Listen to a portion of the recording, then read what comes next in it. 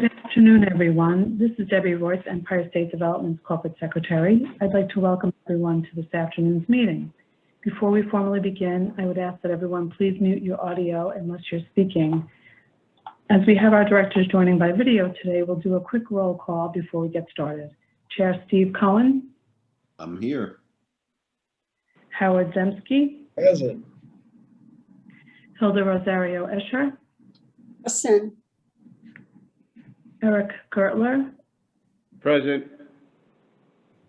Sherry Gleed. Present. Michael Rosen. Present.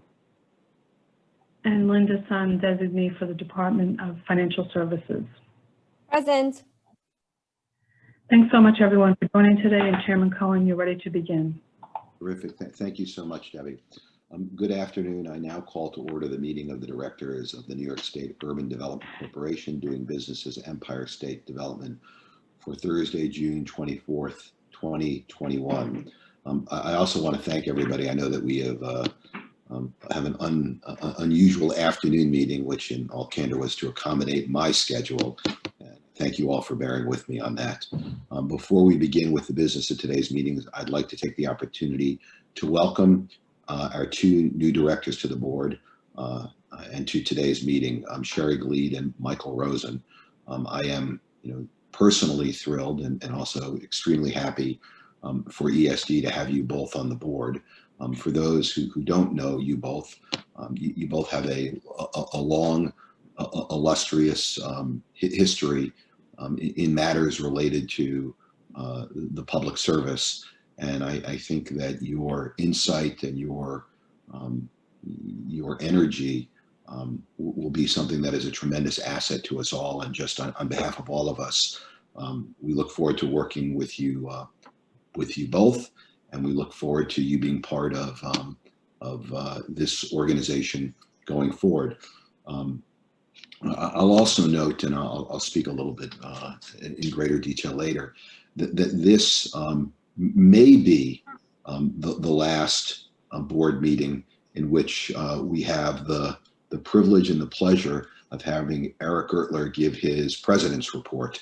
As I think most of us know, Eric, although remaining on the board, thankfully, following in the footsteps of Howard Zemsky, Eric, though, however, will be stepping out of the position as CEO and president within the next few weeks. Exact date to be determined. But if he acts swiftly enough, we will be deprived of that great moment in our board meetings when Eric gives us his report. But I will see if I can twist his arm, much like I've twisted some other people's arms, to stay around a little longer. Now I'd like to ask everyone to please, if you haven't, mute your audio until you're ready to speak.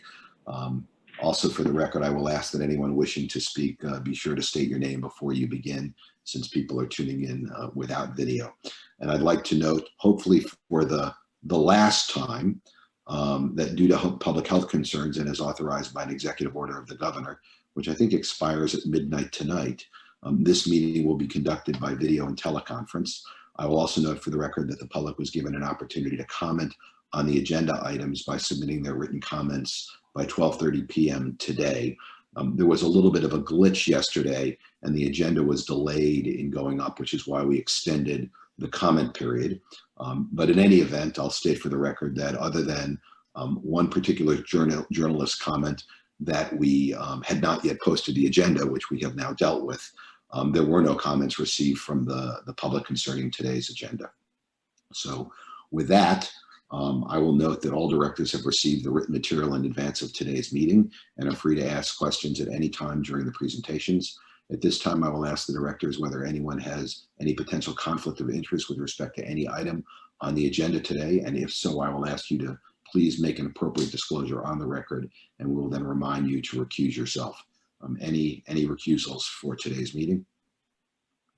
I might recuse on the Columbia University thing because my husband is employed there. I think probably if we're not sure, we'll take it as a recusal. I don't think that it will affect our ability to vote on the item. So Yeah, And Steve, I will, as well as an abundance of caution, recuse myself on the Columbia University item as well. okay. And I'll leave it to Liz to remind, Liz Fine, our general counsel, to remind us at the appropriate time and to, at the time, make the appropriate record. So with that, hearing no other items that warrant a recusal, we can now move on to the first agenda item, which is approval of the minutes of the April 22nd directors meeting. It has been circulated. I assume everybody's had an opportunity to review it. I'll ask if anybody has anything that they need to correct or add to those minutes, and if not, I will ask if there's a motion. So moved. We have a second? I'll second.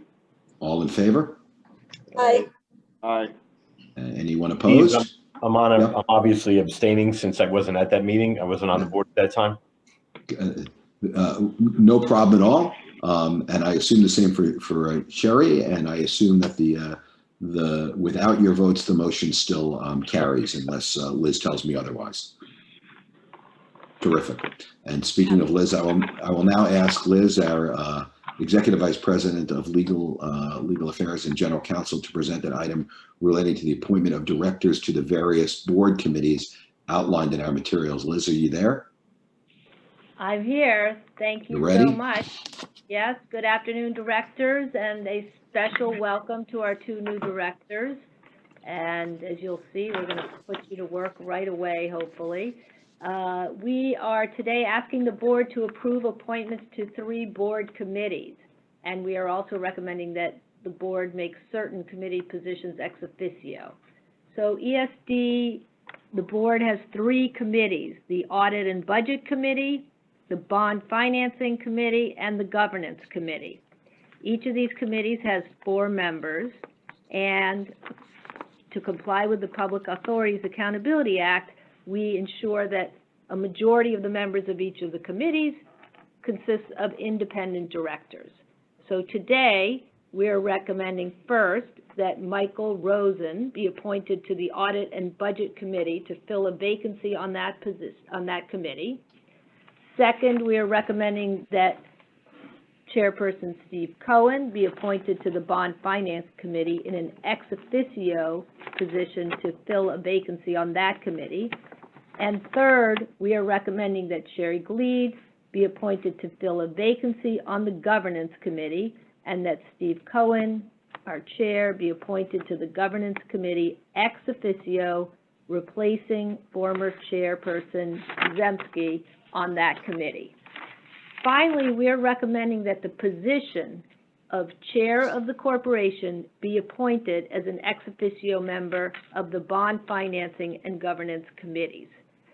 So currently, the Commissioner of New York Department of Economic Development and the Superintendent of New York State Department of Financial Services, Eric Gertler and Linda Lacewell, serve as ex officio members of the Audit and Budget Committee and the Bond Financing Committees. This will add the chair as an ex officio member of those committees as well. So that is our proposal, our recommendation. You have the materials in your director's books, and if you have any questions, I would be happy to answer them at this time. Thank you, Liz. Any questions or comments on this item? I will now, as a result of there being no questions, entertain a motion for approval. Can I get a motion? So moved. Second? Second. Second. All in favor? Aye. Anyone opposed? The motion carries.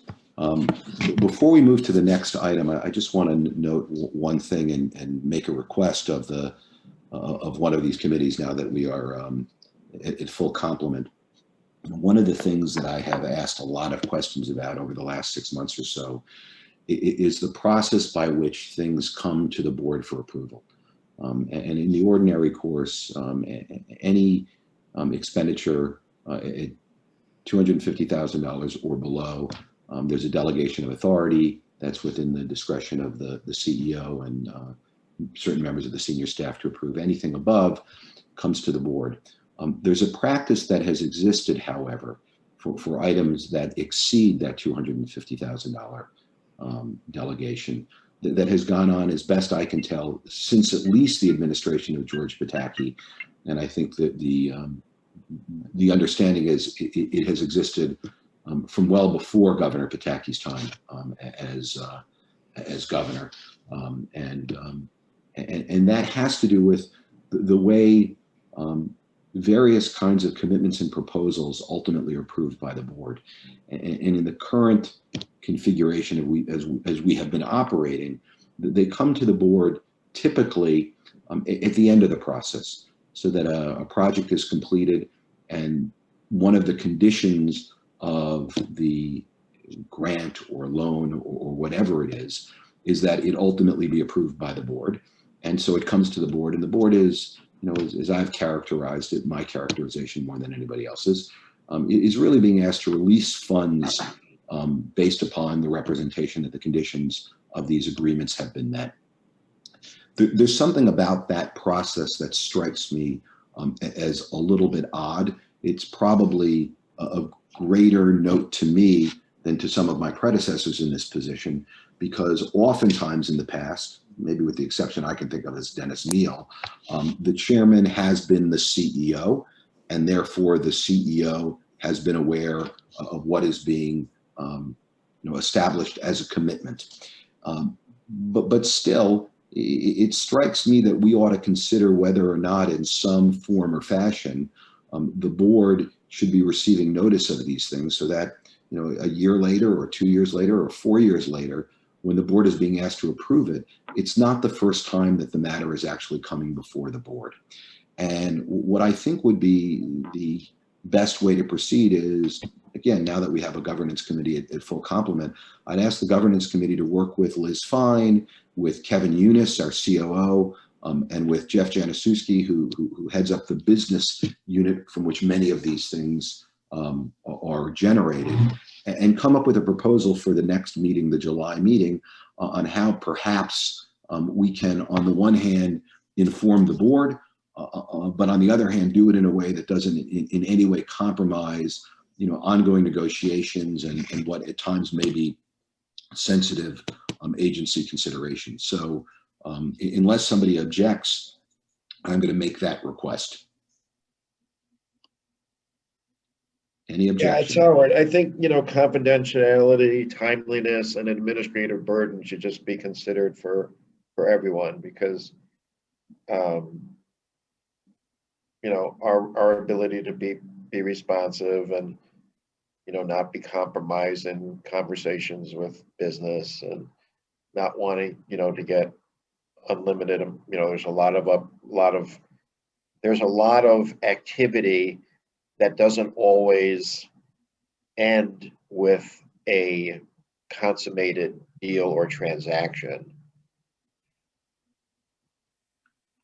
No, I certainly understand that, and I think there may well be a way to take into consideration those things. And I'll note that I have in the past served on the Port Authority Board. I'm back on it now as well. The port has a different process. It's probably worth talking to them, but just from the standpoint of the board really being informed. I mean, again, I think there's something a little, I'll call it awkward. I don't want to really characterize it beyond that, about the fact that the board, which is legally has responsibility for oversight, isn't aware of many of these proposals. Now, ultimately, the board can vote no, but it's a difficult position for the board when that no vote is coming at the end of a process where a project has already been completed. And there are all sorts of ways to limit the specifics, especially if there are ongoing negotiations. There are ways to inform the board if something that is in the pipeline has one way or another fallen off. But I think it's at least worth having the governance committee take a look at this and make a recommendation. Sure. In which case, Liz, if it's okay with you, can I ask you to handle that matter for me? Yes, we will convene a meeting of the governance committee as soon as we can arrange it with everybody's schedules. Okay, and then similarly, Liz, as part of this process, I know there's an ongoing discussion about RFPs. I mean, if we can also consider that as well, I think that falls into a slightly different boat, but it's the same issue with respect to sort of board visibility and the board having knowledge of what's taking place at the agency level. All right. With that said, if I haven't lost my place here, I believe that we are now going to ask Kathleen Mize to present an item relating to the corporation's annual fiscal report.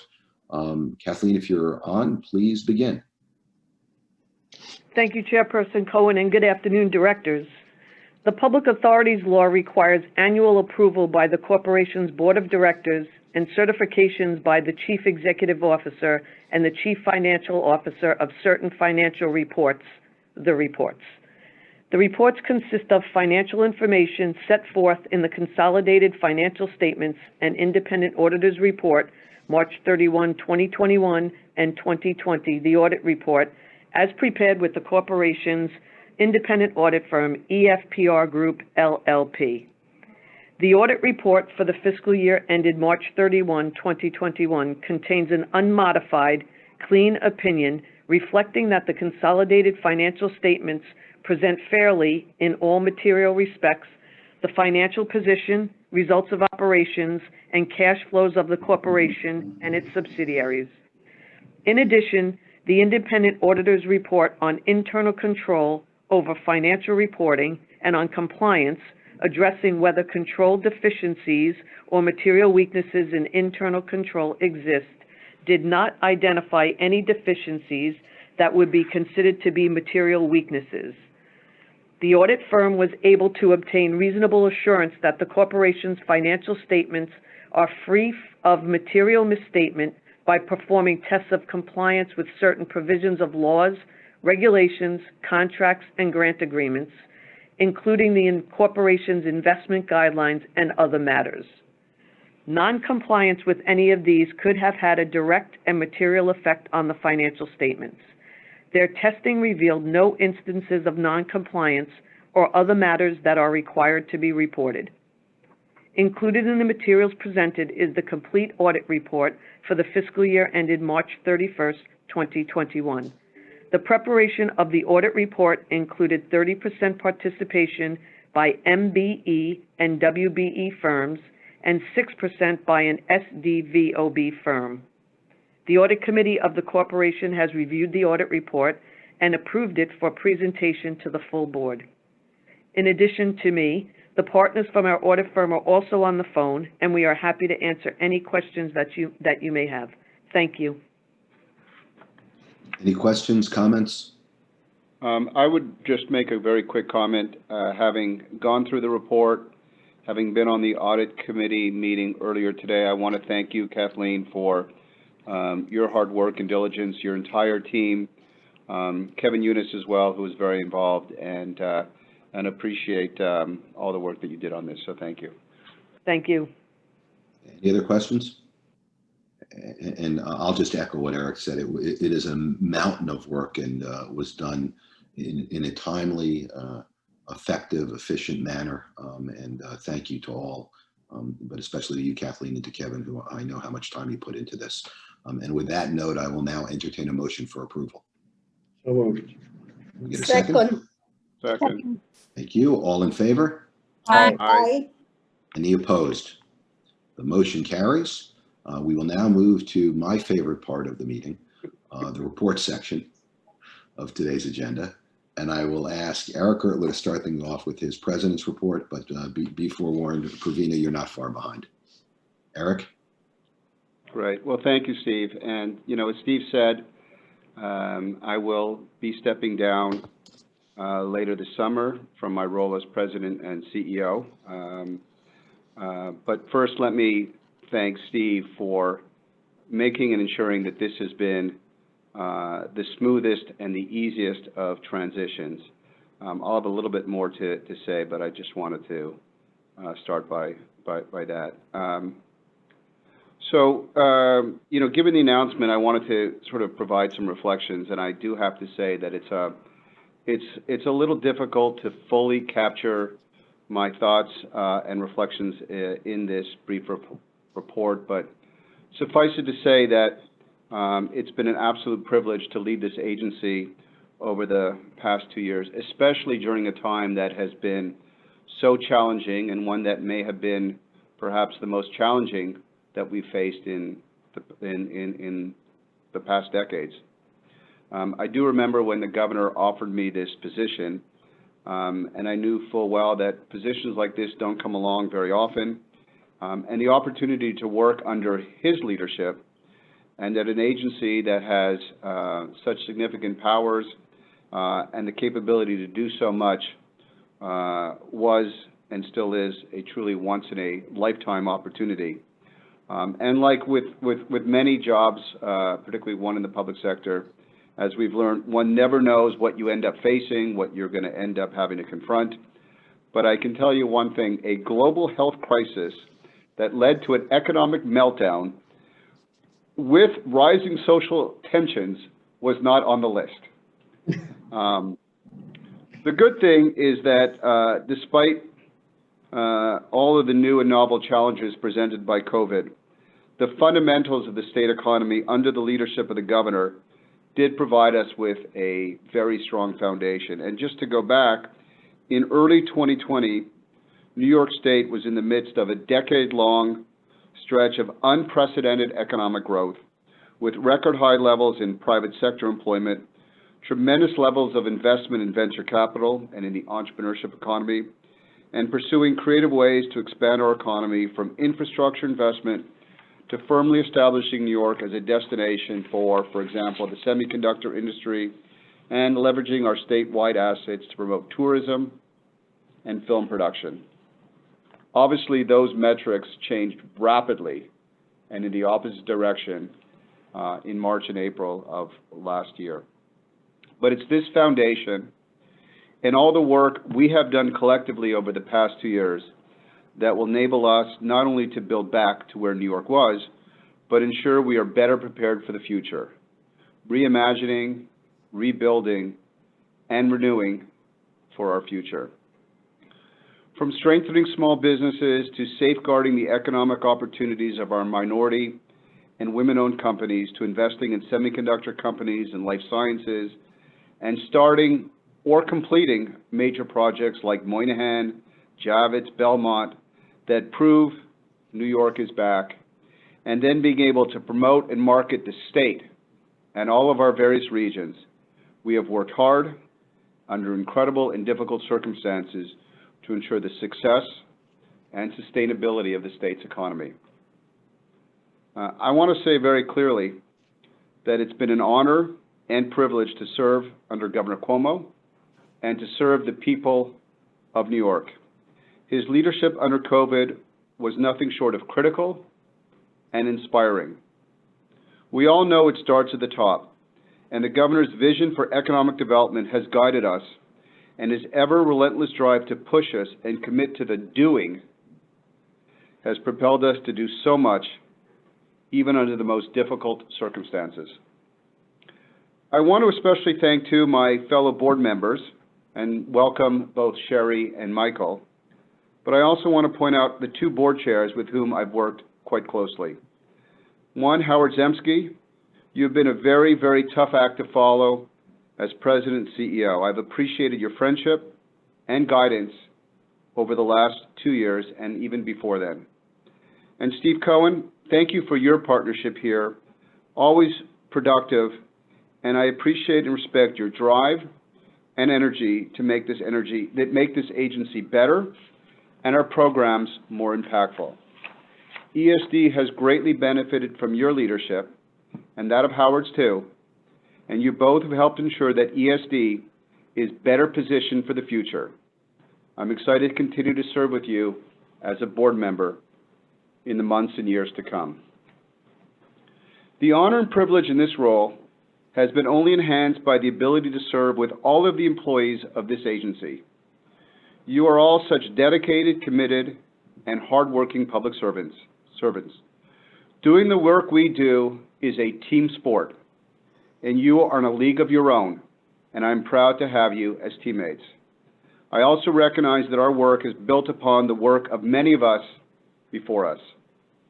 I'd like to thank our many unique divisions by sharing some of the highlights from the past 2 years. It is by no means definitive. For example, I've talked in the past about all the work we undertook during COVID, from closing and opening the economy, supporting essential workers on the front line with PPE, providing guidance, working with small businesses around the state, working with the regional control rooms, completing applications for emergency federal funds, and so much more. In each division, I can highlight so much, but really what I'm just going to do is just point out one thing in the interest of time. So thank you to the finance department for making and contracting the administration's processes, streamlining and automating them, enabling several critical COVID-19 recovery and response contracts to be awarded in time. Thank you to the MWBE team. Last year, we led the nation again, achieving a 29.51% MWBE utilization rate, representing nearly $3.14 billion in state contracts.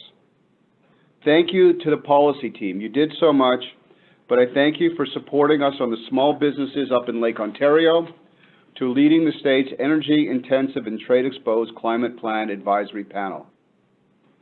Thank you to the real estate team. On Belmont, we broke ground and topped it off, ready for the Islanders to start playing in the fall. And the Islanders are going to win Game 7. Go Islanders. Completing Moynihan Train Hall on time and on budget, and completing the expansion of Javits. Thank you to the Small Business and Technology Development team. We launched the largest small business assistance program in the state's history, going from legislation on paper to fully operational in just a matter of weeks, unheard of in government. We expect the $800 million recovery package will start issuing awards next week. Thank you to the marketing and tourism team. Most recently, the governor could unveil a new $40 million promotional campaign to re-energize and rebuild the state's tourism industry. Thank you to the regional offices and all the REDCs. Based on your work, our collective efforts, your collective efforts, we are now going into an 11th round of the Regional Council Initiative with $150 million in ESD funds available on a rolling basis. Thank you to the Strategic Business Development Group.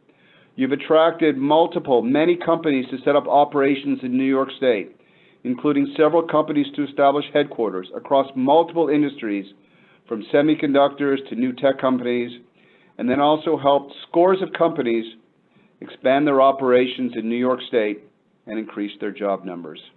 Thank you to the film production team. Since media production has been permitted to return through today, over 100 productions in the New York State Film Tax Incentive Production Program have returned to work. As well, nothing happens without legal review, and the entire team is involved in everything, literally everything, working at all times of the day and night. Liz et al., to use a legal term, thank you. Ed Hamilton, HR and admin, you worked so hard on closing and opening our offices. Thank you. Matt Gordon, the communications team, who help us communicate so eloquently and help put the right words into my speeches. By the way, this is my speech, so any mistakes are not those of Matt. Those are of mine. And then two special groups of thank yous. First of all, Rich Newman, Liz Fine, and Kevin Eunice. You've been with me in the trenches day in, day out, and I thank you for your support and commitment. In fact, you've been with me in the trenches before I started, because in these jobs you start before you actually start, and we had weekly meetings going through everything before I started, so thank you.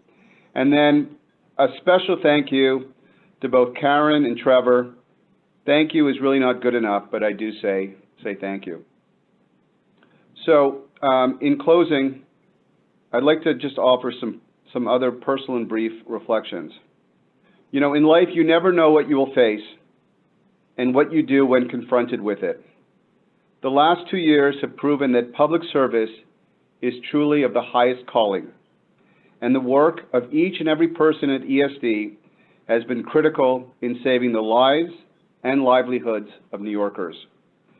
I remain not only impressed with the work we do, but how we do it. The staff at ESD are highly dedicated and complete their tasks with unbounded enthusiasm. There's a universal willingness to do whatever it takes to make the project or program or initiative as successful and as meaningful and as complete as possible. I do hope in some small way I have improved the agency and thus improved the lives of New Yorkers throughout the state. I will remember fondly these past 2 years, and it is truly bittersweet for me as all of you have made me a better person. You have made me stronger and more dedicated, and you have made me a smarter New Yorker. I look forward to my continued involvement and contributions as a member of the board, and I ask everyone to join me in offering their unequivocal support for Pat Foy as he assumes responsibility. Thank you, Eric. And look, we'll have time to celebrate your tenure, hopefully in July, perhaps with a beverage or two, now that the city is reopened. But I just want to say, since this is a public forum and will be noted in the minutes forever, that the job you did was truly extraordinary. It would have been in ordinary times, but these weren't ordinary times. And I've said it before, what you did was no less than heroic. And the amount of time you put in, the energy, the effort, your commitment was something that is a rare thing to witness. And I know, on behalf of myself, I've spoken to the governor about this as well. I can't thank you enough. This has been a privilege to work with you. And I'm simply grateful that you're going to stay on the board and that we will continue to be partners going forward. And thank you. Well, thank you, Stephen, for those kind words. And as you know, it's mutual, and I look forward to continuing to partner and helping to support ESD. So thank you. And Eric and I, by the way, are going to go together to the Stanley Cup Finals to watch the Islanders play the Canadians. So that's coming up soon. Pravina, the bad news is you're going to have to follow that. And I apologize. It wasn't fair. It wasn't right. But we are supposed to get a COVID-19 pandemic small business recovery program report from you. And unfortunately, now's your time. Well, thank you, Chair Cohen, and definitely, Eric, that was a tough act to follow. I'm looking forward to my mixtape, and I'm hoping you may upgrade it to a streaming music channel for all of us here at ESD. But I also want to welcome the new directors on board. Happy to have you. Just to give you a little background, as part of the New York State fiscal 2021-22 budget on April 8th, there was a new New York State COVID-19 pandemic small business recovery grant program. And this is our monthly update. Just so you know, you did hear that right. It's April. We had an update in May, and now we have another update here in June. Just for background, it was created to provide flexible grant assistance to viable small businesses defined for 100 employees or less, micro businesses, 10 employees or less, and then 4 independent arts and culture organizations that are for-profit that experience economic hardship due to COVID-19. And the fund is for up to $800 million.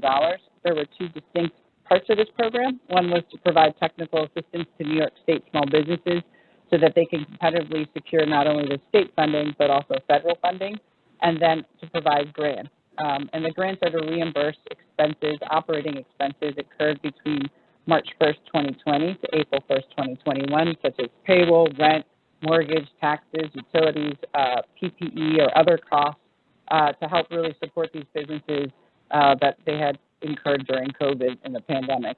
So since the last board meeting where we approved the guidelines for the program, we have onboarded an additional 15 technical assistance providers in late May. So we now have 70 partners assisting with the effort to ensure that small businesses not only know about the program, but get the guidance and counseling to apply, and then more importantly, the follow-on services post getting the grant and ensuring that these businesses recover.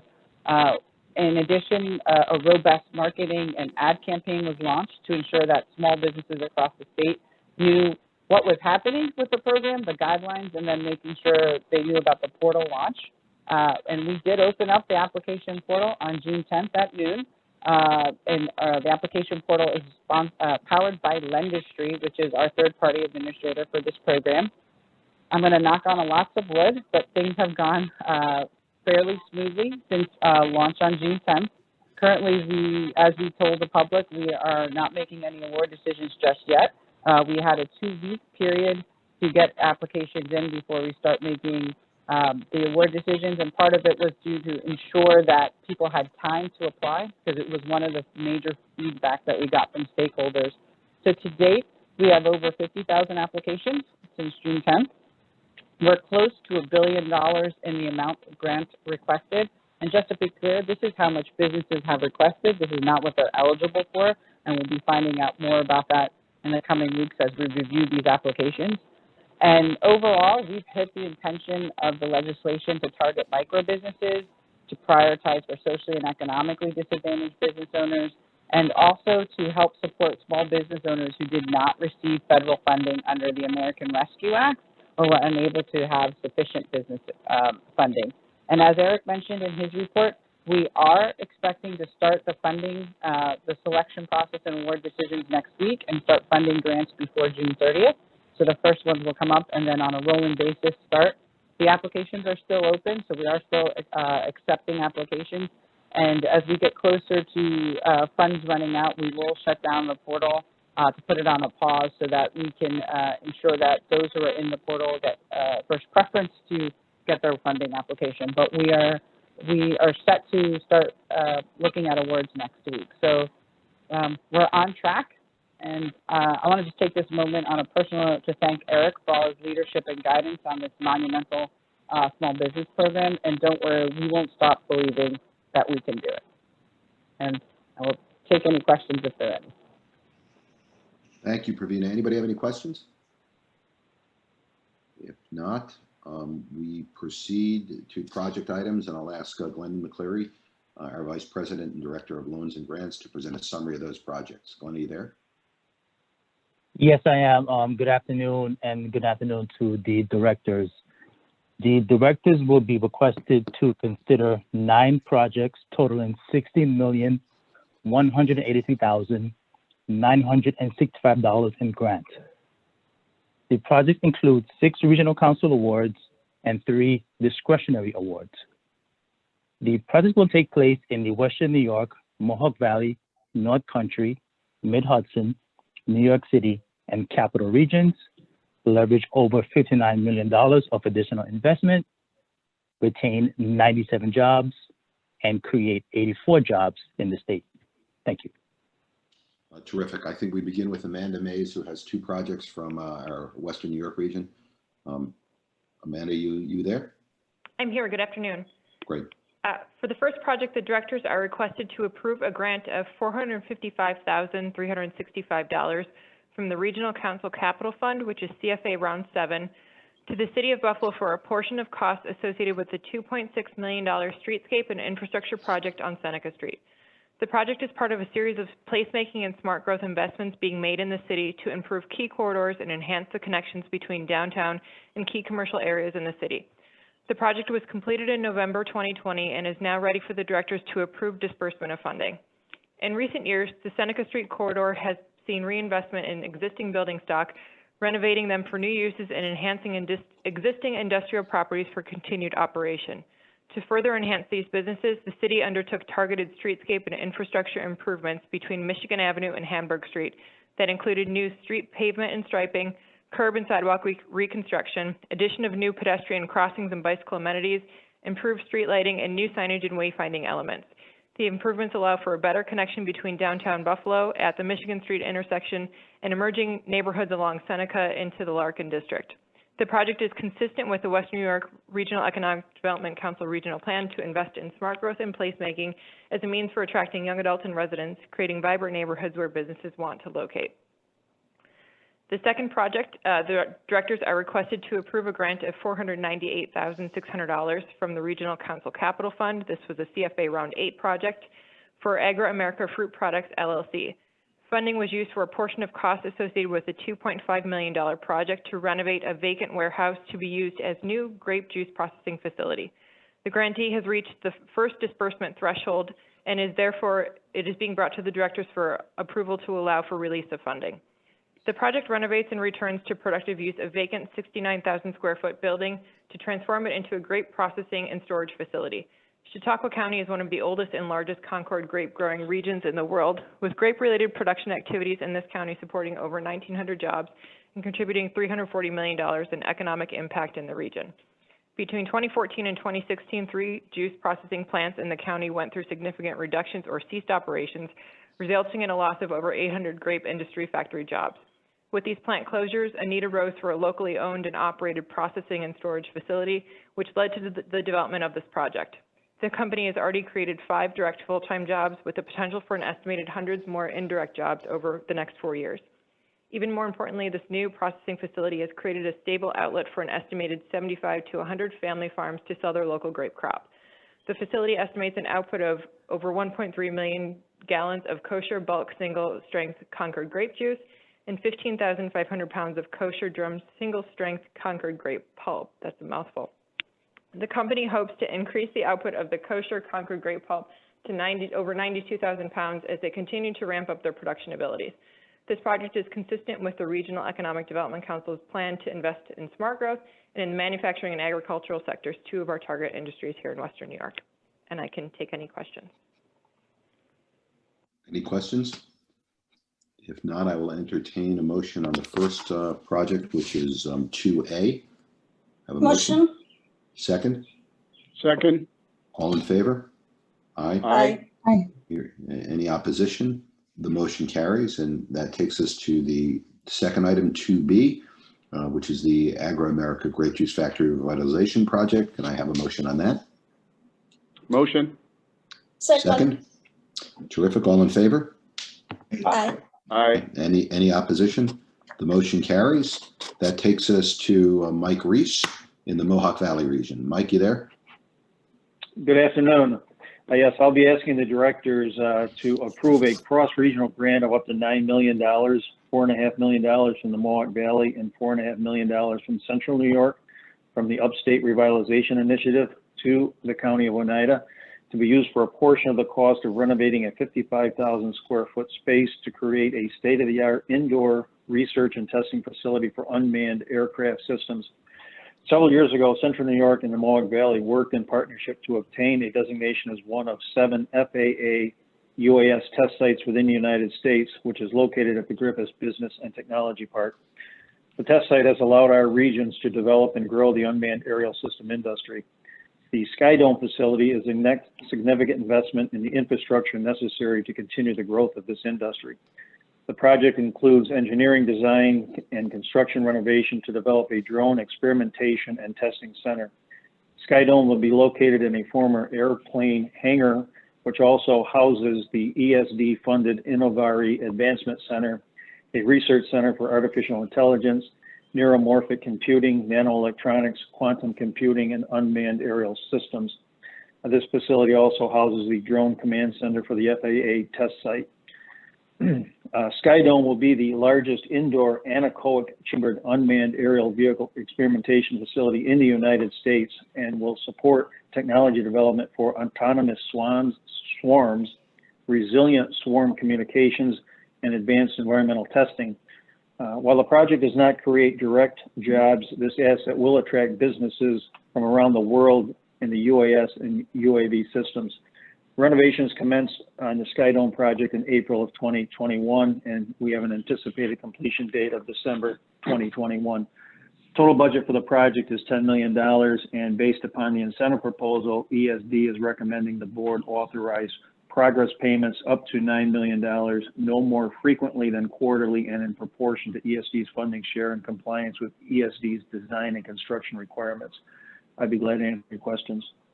I just want to jump in. I had the privilege yesterday of being up there with Mike, who's been doing just a terrific job on all the economic development in the region.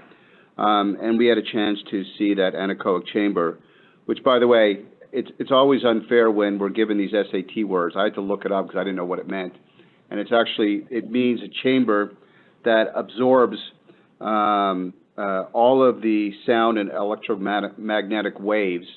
What is going on there is absolutely cutting edge technology.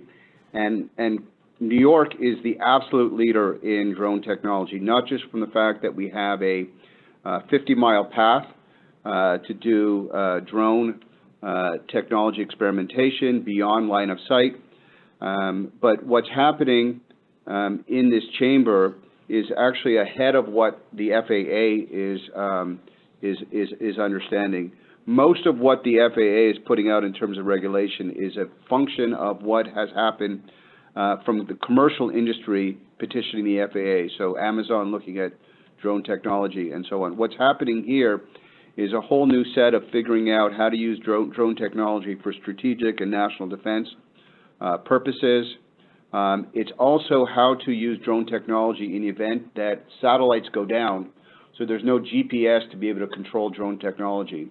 And as Mike said, at the Griffiths Airport, you are now seeing all of these other companies that are starting because of the technology and the investments, certainly our investment, federal dollars, but the role ESD has played here has been critical to bring this all together. And really what's happening in Mohawk is really setting the global stage for drone technology, not just in this country. So as Mike said, there will be lots of jobs that will come out of this, but what is going on from a high-tech perspective is absolutely fascinating. And Mike, thank you for all your work, and Allison for all that you're doing up there. Thank you.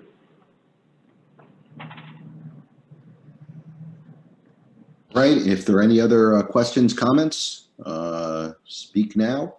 And if not, I will entertain a motion. Motion. Second? Second. All in favor? Aye. Aye. Any opposed? The motion carries, and that takes us to Thank you. Chelsea Watroba, who will now present an item from the North Country region. Chelsea, are you there? Yes, I am. Thank you. Great. Good afternoon. On behalf of Steve Hunt, I am presenting one regional council capital grant in the North Country. I'm asking the directors to approve a $2 million grant to Saranac Lake Resort Owner, LLC, to be used for a portion of the cost of construction of the Saranac Waterfront Resort, which is a new resort hotel in the village of Saranac Lake. The total project cost came in at just above $28.6 million. This project was originally awarded as a priority project as a part of the third round of the consolidated funding application CFA process in 2013. However, when the original developer was unable to proceed in 2016 with the endorsement of the North Country Regional Economic Development Council, the award was reallocated to a new development group with the same project scope and job creation commitments. The grantee acquired 3 contiguous properties and demolished outdated structures to construct a new 93-room resort with a restaurant, bakery facilities, and meeting room on the shore of Lake Flower and Saranac Lake. This project will create 71 new jobs, and it's believed that this lodge will be the first LEED certified hotel in the Adirondack Park. The project is in full alignment with the North Country's REDC strategic plan to attract private hospitality investment and visitor destination development. The resort will cater to tourism in the Saranac Lake, Lake Placid, and Olympic region, including the region's many events, especially the upcoming World University Games. And I'd be happy to take any questions. Just to note, they're already up and operational with guests, as I understand it. Correct. I know for Memorial Day weekend, they had about 80% occupancy, so they're definitely expecting quite the busy summer. Terrific. Any other questions, comments? If not, I will entertain a motion. So moved. Second from Hilda. I see her moving quick now. All in favor? Aye. Anyone opposed? Motion carries. That takes us to Tom Scaglione with a Mid-Hudson Region item. Tom? Thank you, and good afternoon to the board. The directors are requested to approve 2 capital grants of up to $900,000 awarded through round 7 of the REDC initiative for the Seminary Hill Ciders Project in Callicoon in the town of Delaware, Sullivan County. The 2 grants awarded, the grantee are for a $400,000 regional council capital grant and a $500,000 Market New York capital grant. Seminary Hill Ciders was established in 2014 on a family farm in Callicoon, which has been in the family since the 1860s. The family-run cidery will restore the orchard to productive use, planting heirloom apples and pears for the production of small batch premium hard cider. The project was originated in 2017 through round 7 of the REDC process. The grantee applied for ESD grants and for Market New York capital funds to help finance the construction of a 7,733 square foot eco-friendly building to house its production facility, as well as an inventory storage space, tasting room, and event space that will become a tourist destination in the Sullivan County Catskills. And the total project cost was $4,674,616. The building was designed to meet Passive House Institute U.S. standards, which provides the most cost-effective path for achieving lower energy use and reduced carbon emissions. The company also used reclaimed larchwood, a rot-resistant sustainable material sourced from the old Tappan Zee Bridge decking for the facade of the building. And construction for this project began in August 2019 and was completed in January 2021. The company achieved 42.85% MWBE utilization rate, exceeding its MWBE overall target goal of 30%. The project will lead to the creation of 13 net new permanent full-time jobs over 5 years, and 7 net new jobs have been created to date. As a result of this project, the company estimates that it will produce about 2,400 gallons of cider in 2021, and then ramp up to about 15,000 gallons of cider over the next 6 years. Along with a network of Sullivan County craft beverage producers throughout the Hudson Valley, Seminary Hills Craft Cider will help create a critical mass of craft beverage destinations to attract tourists to Sullivan County and the region. These visitors will boost the local economy and help bolster the agritourism economy of the region. The Mid-Hudson REDC members had no conflicts of interest while reviewing this project and endorsed Seminary Hill Cider as a priority project, as it strongly aligns with the MHREDC's work strategy, a sector-based strategy in which manufacturing is a priority, as well as the MHREDC's regional economic cluster plan, which seeks to enhance the food and beverage manufacturing supply chain in the region. This project is also consistent with the MHREDC's play strategy that seeks to enhance the region's tourism industry destination. And I'm happy to take any questions. Any questions? Comments? Liz, if you're there, out of abundance of caution, it just dawned on me, I should probably recuse myself because a friend of my family is actually involved with this operation, and should have raised it before. I apologize. So I'll be recusing myself, but other than that, I'll entertain a motion. Motion. A second. Well, I think Howard just jumped. Hilda. All in favor? Aye. Aye. Opposed? The motion carries with my recusal. So I didn't vote. We now go to Joe Taswell with 2 items from the New York region. Joe, you there?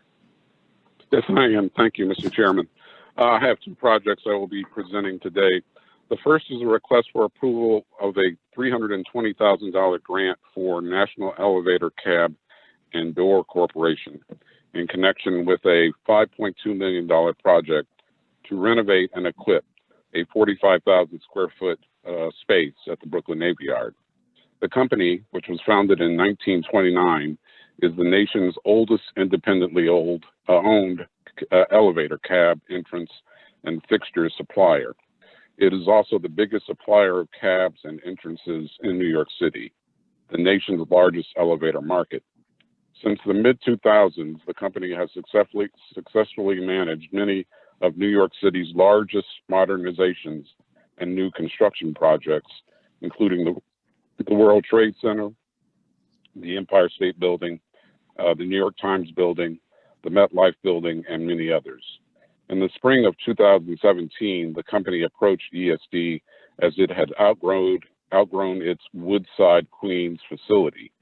However, higher rents for industrial spaces in New York City forced them to consider sites in New Jersey, which offered less expensive sites and incentives.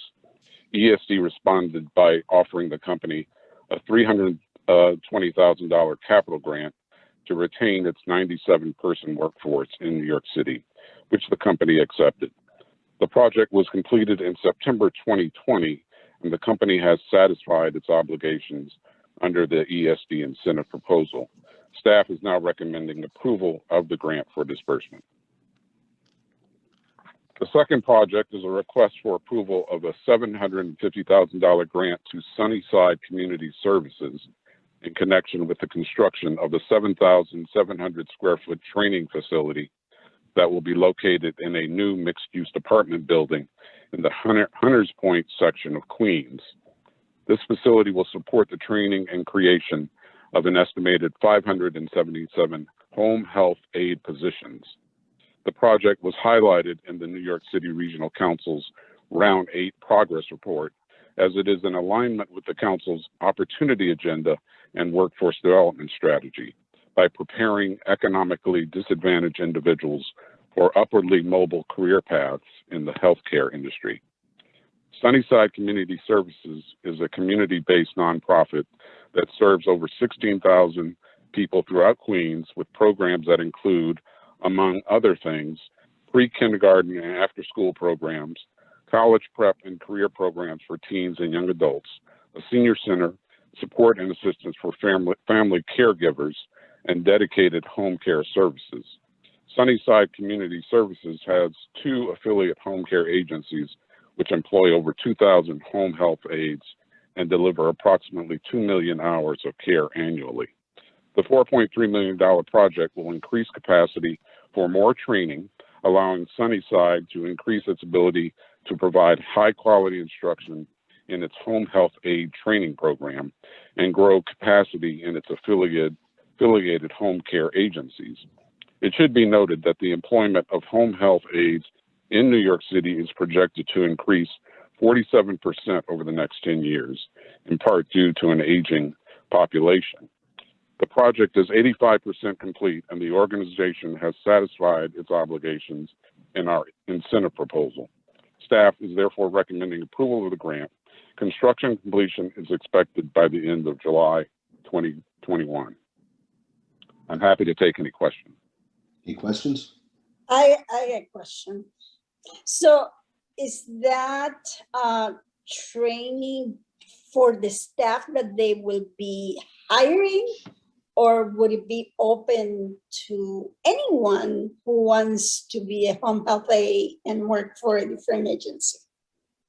Yes, it's open to anyone who's interested in these positions. But they themselves have home health services. That's right. They have affiliate organizations that offer these services, correct. So it's not just training itself. They also help to employ these people. Yeah, they provide the services. Correct. Boy, and they are open to train other people's home health aides. That's great. That's very selfless. Yes, indeed. Any other questions, comments? In which case, I think we will take them in order, beginning first with the National Elevator Cab and Door Capital Project. Can I get a motion? Move. So I'll take Hilda as a second. All in favor? Aye. Aye. Any opposition? The motion carries. So that takes us to SCS Capital Renovation Capital Project. Any second? I'll do that as a second. All in favor? Aye. And no opposition. The motion carries. I think we are up to the Market New York Grant Program. Kelly, are you there? Yes, I am. Thank you. Good afternoon to everyone and to the board. Great. Market New York has one capital project awarded in round 9 of the REDC grants that will be presented for the board's approval today. A capital grant was awarded in December of 2019 to the not-for-profit Storm King Art Center for $414,700. Storm King is a world-renowned outdoor sculpture park museum located in New Windsor in New York's Mid-Hudson region. The organization is being reimbursed awarded funds for the commissioning and construction of a site-specific, large-scale artistic piece that will be part of the Art Center's permanent collection. The exhibition opened on May 26th of this year. Since the work has been completed, the conditions of the award have been met, we are recommending the directors approve the reimbursement of funds for this tourism project. And if anyone has any questions, I'd be happy to answer them. Hearing none, I will entertain a motion. So moved. Second, Second. all in favor? Aye. Aye. Any opposition? Hearing none, the motion carries. Simone, are you there for our Restore New York Communities Capital Grant item? Yes, I'm here. Thank you, Mr. Chairman, and good afternoon to the directors. The Restore New York Communities Initiative Program refers to those commitments listed in the New York State budget that will revitalize urban areas and stabilize neighborhoods as a means to attract residents and businesses. Restore New York funds are awarded to municipalities for the demolition, deconstruction, rehabilitation, or reconstruction of vacant, obsolete, or surplus structures. These grants are typically presented to the board upon completion of the project or when the need arises for disbursements to be made during the course of the project. This item is a $1.8 million Restore New York grant to the City of Troy. The city applied for a Round 5 Restore New York Communities Initiative grant in December 2017 to rehabilitate a 100,000 square foot former industrial building and create a mixed-use development with retail office space and 77 market rate apartments. The project application was reviewed, scored, and subsequently approved as constituting a coherent project that aligns with the goals of the Restore New York program. Because it is based in an economically distressed community, it is a renovation of a vacant blighted building and is consistent with the municipality's 2017 local revitalization plan. As of April 2021, the project is now complete. Approximately 95% of the apartments are currently rented, and Stonewall Defense, Michelle Lang Photography, Massive Mesh Internet, and Redburn Property Services are now leasing 4 of the 5 available commercial spaces. The completed building will attract multiple businesses and residents who will bring their spending power to the immediate proximity. Because the city has satisfied its obligations under the approved application, ESD is recommending that the board authorize the release of funds for this project. And I can take any questions. Any questions? Hearing none, I'll entertain a motion. Motion. Second, I hear a second too. All in favor? Aye. Aye. Any opposition? Hearing none, the motion carries. I can't believe it. We are back to Pravina. Pravina, you get to go twice. I do. It's a lucky day for me. Oh, for us. Good afternoon, directors. I'm coming to ask your question for approval for year one of a 3-year grant for the Entrepreneurship Assistance Centers. The total amount of grant funding is for $1,396,500 that will go to 19 EACs, or Entrepreneurship Assistance Centers. Each of the contracts will be for $73,500.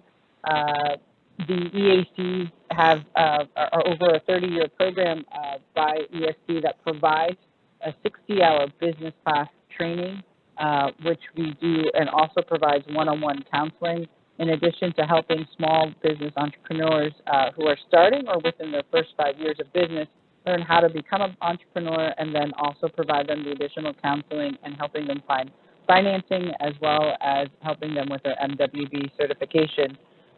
This year, we had a request for application out for all 24 centers to recompete.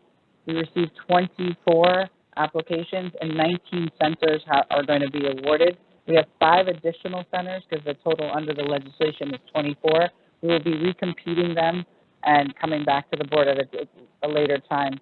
I just want to note we will be recompeting centers for both Mohawk Valley, because we received no application, and also Central New York because we received one that has no that did not meet the minimum requirements. So those two regions are being covered by other centers at the moment, but we want to make sure that they have their own centers, and we'll be recompeting that soon. So I request your permission to have the amount of $1.3 million for the 19 centers to be approved for the EAC program. Thank you. I'll entertain a motion if there are no comments. So moved. Second, Second. all in favor? Aye. Aye. Anyone opposed? Hearing no opposition, the motion carries, which takes us to Vince Ravishir and an item. Vince, are you there? I am, yes. Good afternoon, everyone. The Electric Generating Facility Cessation Mitigation Program was established by statute to offset the loss in property tax and pilot payments to local government entities due to the closure of electric generation facilities within their jurisdictions. Today, the board is being asked to approve a payment to Chautauqua County in the amount of $580,977. The payment to the county will offset a reduction in revenue from Dunkirk Power LLC due to the closure of the Dunkirk Power Plant in January of 2016. This is the 5th of the 7 program years for Chautauqua County, and the proposed payment represents 40% of the county's loss in revenue from the plant for this year. Approval of this payment will bring total disbursements from the program fund to approximately $35.5 million of the $140 million budgeted for the program. And I would be pleased to take any questions. Thank you. Any questions? If not, I'll entertain a motion. Motion moved. And I heard the second already. All in favor? Aye. Aye. Anyone opposed? Motion carries. Thank you, Vincent. I think we are now to everybody's favorite cleanup hitter, Kevin Eunice. Kevin, are you there? All right, I'm here, Chairman. Thank you. If I can just take a moment to say thanks to Eric on behalf of myself and my colleagues for his leadership and good cheer over the past 15 months. I can say to you, the past 15 months in particular have been, his leadership over the past 2 years, but the past 15 months have been unlike anything I think any of us have dealt with, with the COVID reality. So I just want to say thank you to Eric. I do have 3 items, administrative items for the board's consideration today. The first item relates to the corporation's mission statement and its related performance measures. Public authorities law requires all authorities to adopt and review annually a mission statement and related its mission statement and related performance measurements, and to produce its annual performance measurement report. The directors have been provided with the current mission statement and performance measures, which were last revised in 2017, and this year's accompanying performance measure report. To the extent that the board wishes to further revise the mission statement and performance measures for future use, a meeting of the governance committee of the board can be called to begin the process and assessing whether any modifications should be made. The second item is the directors being asked to approve a $1.5 million amendment to ESD's contract with the not-for-profit Economic Development Group, Inc., from this current amount of $7.45 million to $8.95 million. The funding will be used to provide operational support for the operation of the Northland Workforce Training Center. The center is the signature workforce development initiative of the governor's Buffalo Billion program, focusing on providing opportunities in the regional manufacturing workforce to fulfill critical employment needs in Western New York. It provides SUNY associate degree and certification programs in manufacturing and energy trades. The center specifically targets disadvantaged populations through services to address traditional barriers to successfully completing college. The final item seeks authorization for the corporation to enter into a contract with Landair, Inc. for consulting and monitoring services of the Columbia University Educational Mixed-Use Development Project.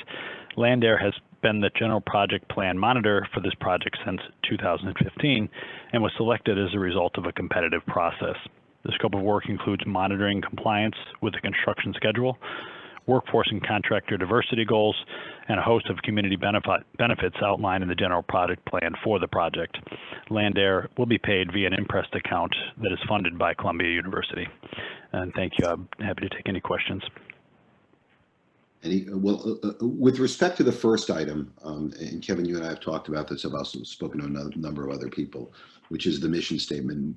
My recommendation is that the governance committee take a look at this, especially given that we are in a world of changed circumstances. And I think it wouldn't be so bad for the governance committee to come back to the board and make some recommendations. That doesn't preclude us adopting it today. And I'll just note that. Any other questions or comments on any of these? If there are none, I will note that we were voting on all three of these at one time, and that both Eric and Sherry, if my recollection serves, are recused from item 3. God bless you. And whatever, with respect to their votes, it will be noted that they are not voting on item 3. The rest of us are voting on all 3. I assume I've got that right, Liz? Yep, that's right. I was going to Terrific. remind you, but you didn't need the reminder. My short-term memory is bad, but it's not that bad these days. Eric, did we do did you play the tape yet of the interview? At this point, I'll entertain a motion with respect to the 3 items. So moved. Second? Second. All in favor? Aye. Aye. Anyone opposed? The 3 carry.